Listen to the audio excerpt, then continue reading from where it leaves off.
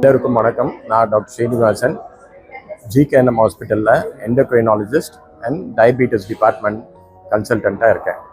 இது இன்னைக்கு 14th of November உலக சர்க்கரை நோய் விழிப்புணர்வு நாள். ஏன் இதை எப்படி கொண்டாடுறோம்னா, டாக்டர் ஃப்ரெட்ரிக் பேண்டிங்கோட பிறந்த நாள் என்று. அவர் யாருன்னா இன்சுலினை கண்டுபிடிச்சவர். இந்த நாளை உலக சர்க்கரை நோய் விழிப்புணர்வு நாளாக நம்ம அனுசரிக்கிறோம். ஏன்னா இந்தியாவில் இப்போது சர்க்கரை நோய் ரொம்ப அதிகமாக இருக்குது. சைனாவை விட அதிகமான number of people have diabetes. அப்படி இருக்கிறப்போ இது ப்ரிவென்டபிள். இது விதியை நொந்து பிரயோஜனம் இல்லை. இது ப்ரிவென்டபிள் அண்ட் கண்ட்ரோலும் பண்ணிடலாம் ஈஸியாக. அதுக்கு என்னென்னா உங்கள் மனசு வேணும். ஃபார் எக்ஸாம்பிள், உணவு பழக்க வழக்கம், சரியான வாழ்க்கை முறை, எக்ஸசைஸ், ஸ்ட்ரெஸ் இல்லாத வாழ்க்கை முறை, அப்புறம் தூக்கம். இந்த நாளும் கரெக்டாக இருந்ததுனாலே இந்த பாதி கண்ட்ரோல் பண்ணிடலாம். திருவள்ளுவர் என்ன சொல்கிறாருன்னா, இழிபெருந்து உண்பான்கண் இன்பம் போல் நிற்கும் களிப்பேர் இறையான்கண் நோய் அப்படிங்கிறார். அப்படின்னா அளவறிஞ்சு சாப்பிட்றவங்ககிட்ட எவ்வளவு இன்பம் இருக்குமோ அதே மாதிரி அளவில்லாத சாப்பிட்றவங்ககிட்ட நோய் குடிக்கொண்டு இருக்கும் அப்படிங்கிறாங்க. அதனால நம்ம அளவு, நம்ம போர்ஷன் சைஸ் அப்படிம்போம், அளவு கம்மியாக சாப்பிட்டாலே நம்ம நீண்ட நாள் நல்லா ஆரோக்கியமாக இருக்கிறதுக்கு நிறைய சான்ஸ் இருக்குது. எக்ஸசைஸ், உடற்பயிற்சி அதை விட முக்கியம். உடற்பயிற்சி நிறைய பேர் எக்ஸசைஸ் பண்ணுங்க, இல்லை வாக்கிங் போங்க அப்படின்னா மழை வருது, வெயில் அடிக்குது, குளிருது, எனக்கு இன்னைக்கு எந்திரிக்க முடியல அப்படிங்கிறாங்க. வினைத்திற்பம் என்பது ஒருவன் மனத்திற்பம் அன்றி மற்ற எல்லாம் பிற அப்படிங்கிறாரு.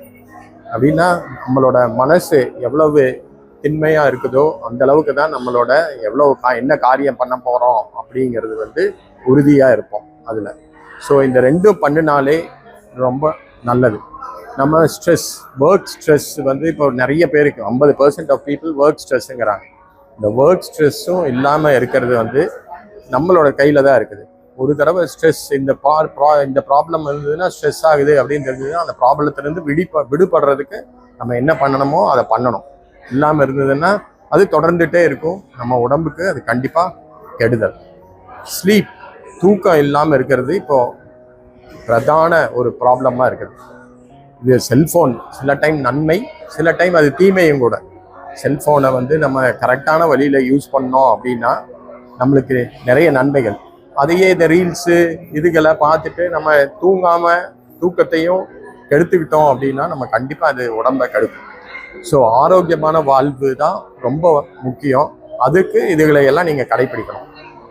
அடுத்த முக்கியமான திங் சுகர் இருக்குதான்னு செக் பண்ணிக்கிறது, எவ்வளவு இருக்குதுங்கிறத பீரியாடிக்கலாக செக் பண்ணிக்கிறது ரொம்ப முக்கியம்.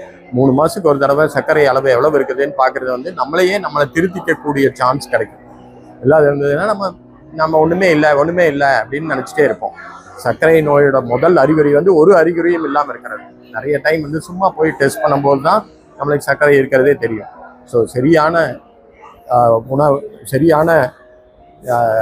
செக் பண்ணிக்கிறதும், அது இருக்குதா இல்லையான்னு செக் பண்ணுறது ரொம்ப முக்கியமான பங்கு அதை கண்ட்ரோல் பண்ணுறதுல. ஸோ இதையெல்லாம் தெரிஞ்சுட்டு நீங்கள் வாழ்க்கை முறையை மாற்றி நல்லா ஆரோக்கியமாக இருக்கணுங்கிறது என்னுடைய வேண்டுகோள் அண்ட் என்னுடைய ஆசையும் கூட.